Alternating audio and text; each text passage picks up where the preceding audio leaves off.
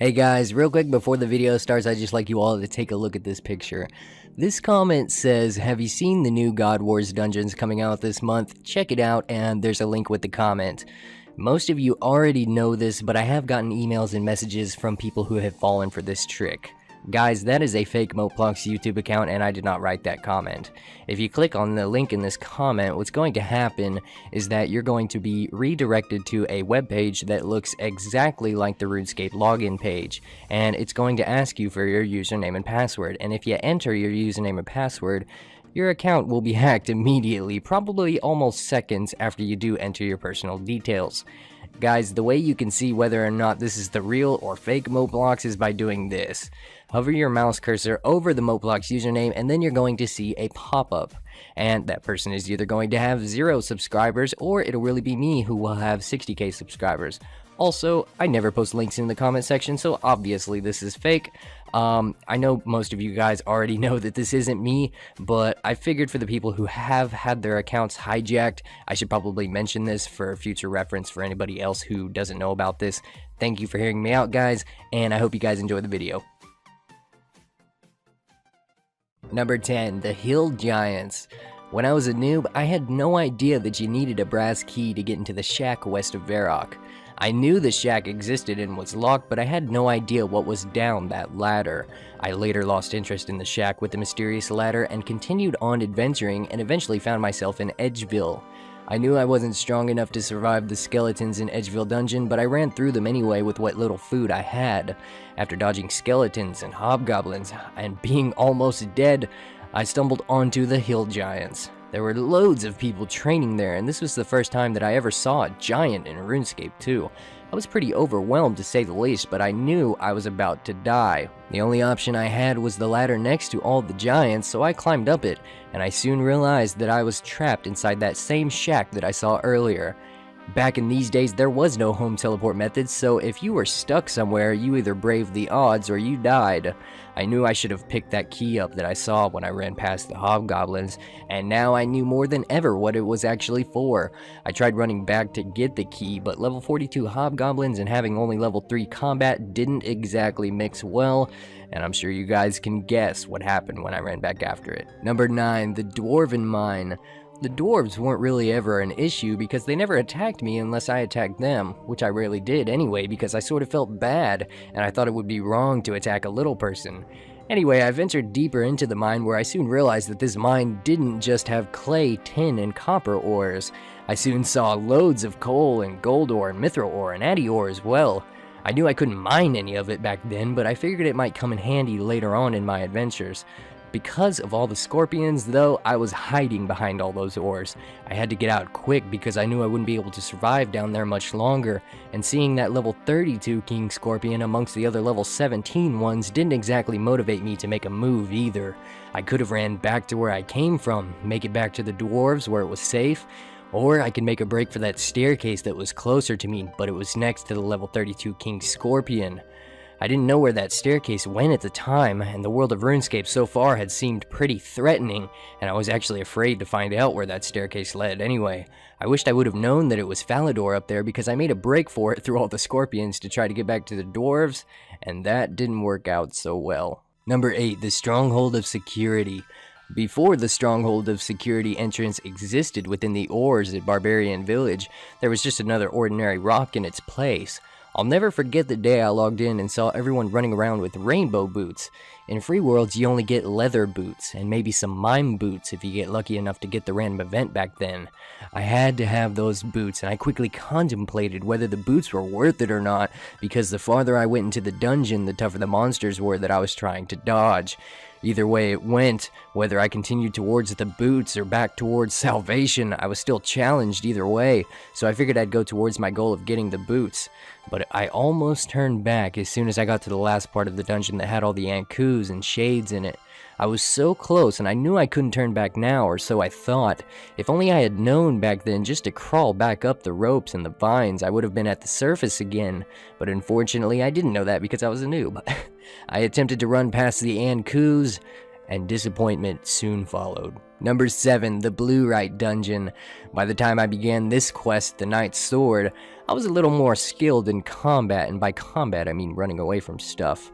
I was a little more skilled at quests too, and I knew at the end of this one I was going to get a pretty cool sword, so I needed to get 2 blue-right ores so I could give one sword to the Squire in Falador and keep the other one for myself, just as I'm sure many other players tried doing too. I soon found out that it wasn't worth it though, because those ice warriors almost seemed even more deadlier than the Ankus from the Stronghold of Security. I tried getting 2 ores and I got them, but when I tried to run back out with them, well, the Squire never got his sword and I never got mine either that day. Number 6, the Alcarid Scorpions. Before the Blue-Right Dungeon or the Dwarven Mines or the Stronghold of Security, there was the Alcarid Scorpions at the mine north of the city. One of the first skills I learned how to train in RuneScape was mining, and it seemed really fun to do. I loved watching my players slave away on those rocks, and I thought that selling bronze bars and lumberage would make me rich. I was just happy that I was finally making enough money to actually go through the toll gate. I died here so many times trying to learn how to dodge the scorpions. Really, there is no way to dodge them either, you just gotta get lucky sometimes. But a lot of times I wasn't lucky, and soon afterwards, my bronze bar business was over. Number 5, Karamja Volcano. I loved being on Karamja Island back in the day when everyone used to fish there. A lot of my friendships that I made when I was a noob came from this place at the Karamja docks. I'd fish lobsters there all day and then go sell them at the general store nearby on the island, thinking I was making a good profit every time. And everyone else pretty much did the same thing too.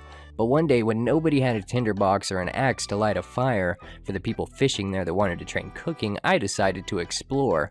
I figured since the fire wasn't happening, I may as well see what there was to see on the island other than bananas, and shortly after that I found myself inside the volcano. The volcano looked scary enough as it was, but I didn't care. I thought I was a big shot at the game and was pretty good at it by now, but I was wrong. As soon as I got to the red spiders and laser demons, I knew I made the wrong choice, and you could say that I was put in my place really quick. Number 4, the zombie-filled dungeon in Draenor. I couldn't have been playing for more than a few days before being killed in these dungeons for the first time. I thought to myself, I was such a low level, and I got murdered pretty quickly. I wondered if I could convince other players who didn't know about the dungeons yet either to go inside them so I could have their stuff when they died. I would spend hours trying to trick other level 3s, 4s, and 5s trying to go down into the dungeon because I would tell them that there was a lot of gold in it or something, and if they didn't come back up within the next 30 seconds, I knew they had probably died. The only thing I used to get back then was basically, the tutorial island loot from noobs, but I thought I was getting rich. Soon, I was no longer able to find anybody else to fall for my tricks, so I gave it up to go make an honest living mining in Alcarid, and we all know how that went. Number 3, Elvarg's Lair. When I first did Dragon Slayer and was about to fight Elvarg, I was super nervous. I knew this game was about medieval times and that if there were dragons in the game, odds are they were going to be pretty tough. And I wasn't wrong either. I soon found out that Elvarg hit like a freaking truck. I died a few times before finally actually slaying her and taking her head back to Oziach. At the end of the day though, I liked the feeling I got while I was trying to slay her. It was sort of like the same feeling that I had the first time I completed Jad for the first time. The adrenaline of it all made the game that much more funner, and it made me want to get better at the game as a whole. Elvarg killing me over and over again was a pain, but I did learn a lot. After I did finally kill her, that was the very first time that I ever thought about buying RuneScape membership too. Number 2, Draenor Jail. As if the zombie dungeons weren't bad enough, the guards were worse. Every time I wanted to go to Draenor to chop willow trees or fish, I had to keep going the long way around that jail because I knew the guards would be watching my every move and would not hesitate to attack me for getting close to their precious jail. Other than the cook's assistant quest, Prince Alley Rescue was one of the very first few quests I found out about too because of the jail guards. I knew that they were probably attacking me to just be dicks, but I wanted to know why they kept attacking me and everybody else whenever we would cross their jail. I later found out that their prisoner was quite valuable, and so the Prince Ali Rescue quest began for me, and I figured that dying at the maces of those guards was a small price to pay for never having to pay 10 GP ever again to go through the Alcarid Gate. So, all in all, it was worth it. Number 1.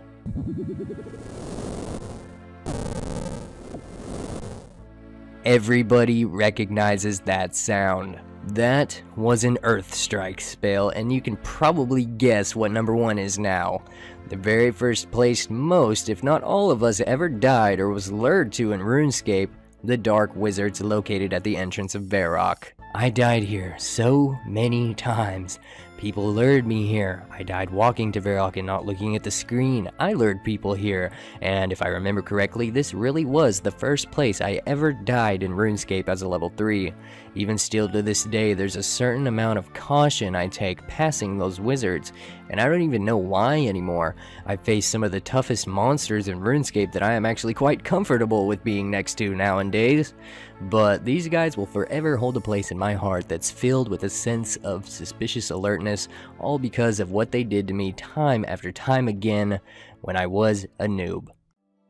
Thank you guys for watching. I hope you guys enjoyed it, and I hope this one brought back some memories for all of you that you may not have thought about for a long time, or maybe it just re-sparked some old school appreciation that you once had for areas like these that you never visit anymore in game.